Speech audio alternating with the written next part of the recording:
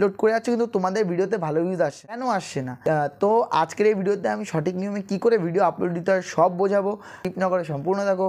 আর Bengali take পথে নতুন হয়ে থাকলে সাবস্ক্রাইব করে দাও, আর লাইক তো অবশ্যই করবে। লাইক করলে আমার ভিডিও বানাতে মোটিভেট হই, ভিডিও বানানোর আগ্রহ বাড়ে।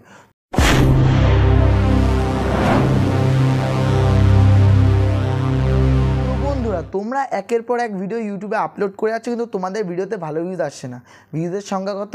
10, 20, 30, 50 এই ভিউজ এসেই তোমাদের ভিডিওতে ভিউজ থেমে যাচ্ছে। কেন থেমে যাচ্ছে? তোমরা ভালো কন্টেন্টফুল ভিডিও বানাচ্ছ, ভালো থাম্বনেলও বানাচ্ছ, ক্লিকবেট থাম্বনেলও বানাচ্ছ, কিন্তু তাও তোমাদের ভিডিওতে ভালো ভিউজ আসছে না। কেন আসছে না? কারণটা কি? তোমরা সঠিক নিয়মে ভিডিও আপলোড দিতে পারো না। তো আজকের এই ভিডিওতে আমি সঠিক নিয়মে কী করে ভিডিও আপলোড দিতে হয় সব বোঝাবো।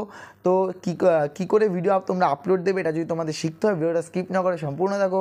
আর বেঙ্গলি টেক পথে নতুন হয়ে থাকলে সাবস্ক্রাইব করে দাও, আর লাইক তো অবশ্যই করবে। লাইক করলে আমার ভিডিও বানাতে মোটিভেট হই, ভিডিও বানানোর আগ্রহ বাড়ে। তো চলো বন্ধুরা, আমি সেই ট্রিকটা আজকে বলছি। তো সবার প্রথমে আমি তোমাদের একটা জিনিস দেখাই। এখন আমি চলে যাবো আমার ওয়াইটি স্টুডিওতে। ওয়াইটি স্টুডিওতে যাওয়ার পর এই যে আমার একটা ভিডিও আপলোড করার পর তোমাদের এরকম একটা ইন্টারফেস ওপেন হয় এডিটের অপশানে গেলে। তো আমি তোমাদের দেখিয়ে দিচ্ছি। এই যে আমার এই ভিডিও পাবলিক করেনি। এবার এখানে আসার পর আমি পেন্সিল আইকনে ক্লিক করব। ক্লিক করার পর এখান থেকে তোমাদের টাইটেল ট্যাগ বানাতে হয়। কি করে তোমরা বানাবে?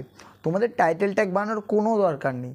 ধরো তোমরা যারা এখনও নতুন ক্রিয়েটর, নতুন ইউটিউব চ্যানেল খুলেছো, তারা সে যতই ভালো টাইটেল বানাও কিংবা ট্যাগ দাও, তোমাদের ভিডিওতে ভালো ভিউজ মানে আশা কঠিন হবে। কারণ কি?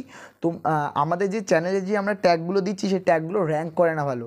কারণ ইউটিউব ভাবে আমি আমার চ্যানেলে ট্যাগ দিলাম, সেই ট্যাগ নিজে বানিয়ে দিলাম, তাহলে কিন্তু ভিউজ আসবে না। কারণ ইউটিউব ভাববে যে এই ট্যাগে কী হবে, এই ট্যাগের ভিডিও কে দেখবে। এর জন্য তোমরা কী করবে?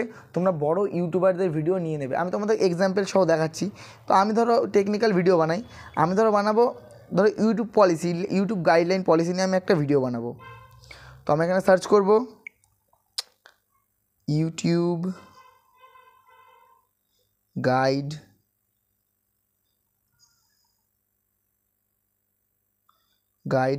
Guidelines Bengali. আমি এরকম সার্চ করব। সার্চ করার পর এই যেখানে অনেক ইউটিউব গাইডলাইন্স চলে আসবে। এবার যেটাই ভালো ভিউজ আছে, ধরো এই ভিডিওটাই, ধরো এই যে ইউটিউবের এই ভিডিওটাই ইউটিউব গাইডলাইন্স, এই ভিডিওতে ভালো ভিউজ আছে এর। তো আমি কি করব? এই ভিডিওটা ক্লিক করব। ক্লিক করার পর কী করব? ক্লিক করার পর এই লিঙ্কটা আমি কপি করব। লিঙ্কটা কপি করার পর আমি কোথায় যাব? আমি চলে যাব সোজা ক্রোম ব্রাউজারে। এর ক্রোম ব্রাউজারে আসার পর আমি কী করব? ক্রোম ব্রাউজারে আসার পর আমি এখানে লিঙ্কটা পেস্ট করে দেবো। পেস্ট করার পর আমাকে সোজা সেই ভিডিওর ওখানে নিয়ে যাবে।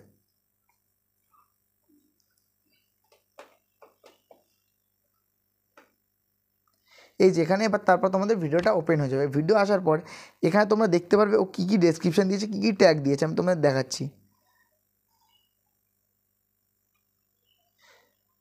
এই যে এখানে যে ও টাইটেলগুলো দিয়েছে, এই টাইটেলগুলো আমি কি করব? আমিও এরকম করেই ভিডিওগুলো, আমার ভিডিওর ডেসক্রিপশান বানাই, টাইটেল বানাই, এরকম করেই। কিন্তু আমি এরকম নিচে থেকে বানাই না। কারণ যদি ইউটিউবে বড় হতে হয় তাহলে কোনো একজনকে টার্গেট করেই বড় হতে হয়, একা একা আসা যায় না। তো ধরো বড় ক্রিয়েটারের ভিডিও কেউ দেখছে তো, আর বড় ক্রিয়েটারের ভিডিও দেখতে দেখতে তুমি যদি ট্যাগ টাইটেল দাও, তোমার ভিডিও ওর নিচে র্যাঙ্ক করবে। আর র্যাঙ্ক করলে কী হবে? তাহলে তোমার ভিডিও অডিয়েন্সের কাছে আরও বেশি বেশি করে তোমার ভিডিও পৌঁছবে। কারণ এর ভিডিও বেশি চলবে। যেই ভিডিওটা ভাইরাল সেই ভিডিওর ট্যাগ টাইটেল তুমি তোমার নিজের ভিডিওতে দাও। ওই যেই টপিকের ভিডিও তুমি বানাচ্ছো সেই টপিকের যেই ভিডিওটা ভাইরাল, ওই টপিকের যে ভিডিওটা ভাইরাল সেই ভিডিওটা ট্যাগ টাইটেল ডেসক্রিপশন তুমি এখানে দাও। এই যে এবার আমি এখান থেকে কপি করব। ধরো আমি কপি করে নিলাম, এতটা কপি করে নিলাম। জাস্ট আমি এক্সাম্পলের জন্য দেখাচ্ছি। এটা কিন্তু আমি করি না, এরকম করে আমি এটা করব না।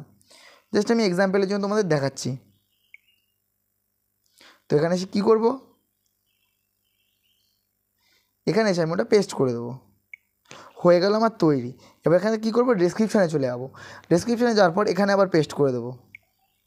এবার যে কিওয়ার্ডের প্রবলেমগুলো হয়, কিওয়ার্ড এবার আমি কোথা থেকে বের করবো? এবার ওই ইউটিউবারই, মানে আমার যেই টপিকের ভিডিওটা ভাইরাল হয়েছে সেই টপিকে, সেই ভিডিওতে যেই ট্যাগগুলো দেওয়া আছে আমি এখানে দিয়ে দেবো। আমার এই সব ট্যাগের সেকশানে দিয়ে দেবো। ট্যাগের সেকশানে দেওয়ার পর এই সব না এইটুকুনি করলে তোমার ভিডিও ভালো ভিউজ আসবে না।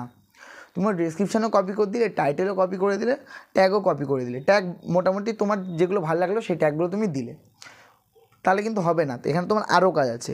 এবার অ্যালাউ রিমিক্স, এখানে তোমার সবসময় অ্যালাউ করে রাখতে হবে। সবার কিন্তু এখানে অ্যালাউ থাকে না, এখানে অ্যালাউ শর্ট রিমিক্স। এটা করলে কী হবে, তোমার ভিডিও দিয়ে কেউ শর্ট যদি বানাতে চায় তাহলে বানাতে পারবে।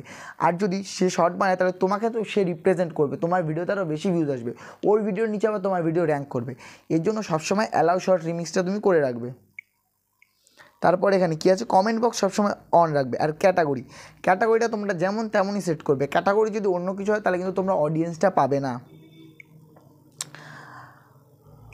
আর এই যে এইখানে স্ট্যান্ড ইউটিউব লাইসেন্সটা তোমরা করে রাখবে। লাইসেন্স হলে কী হবে, তোমার ভিডিও ধরো কেউ কপি করে বানালো তাহলে তুমি তাকে স্ট্রাইক দিতে পারো যদি লাইসেন্স করে রাখো। যদি লাইসেন্স না করে রাখো তাহলে কিন্তু তুমি স্ট্রাইক দিতে পারবে না সেই জায়গায়।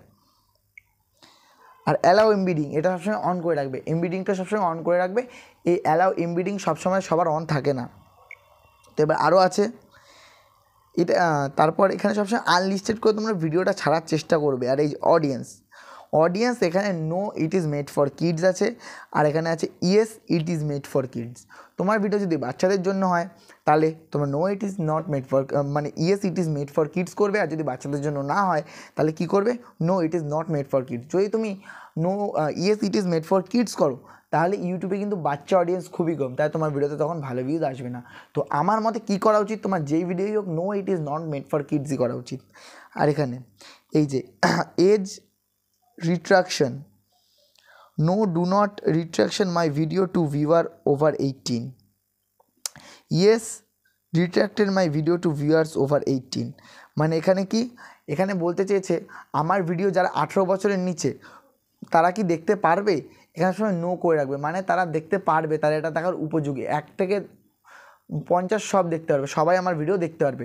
এরকম টপিক যদি বানাও তাহলে তোমরা করে রাখবে। আর যদি 18+ ওপরে কোনো ভিডিও বানাও, 18+ বয়সের ওপরে, যারা 18+ যারা দেখতে পারবে না, 18+ বয়সের ওপরে যাদের জন্য ভিডিওটা তৈরি, তাহলে 18+ করে ইয়েস করে দেবো ওই জায়গাটায়, তাহলে তোমাদের ভিডিওতে সেরকমভাবে অডিয়েন্স তোমরা পেয়ে যাবে। আর এখানে মেন জিনিসটা থাম্বনেলটা।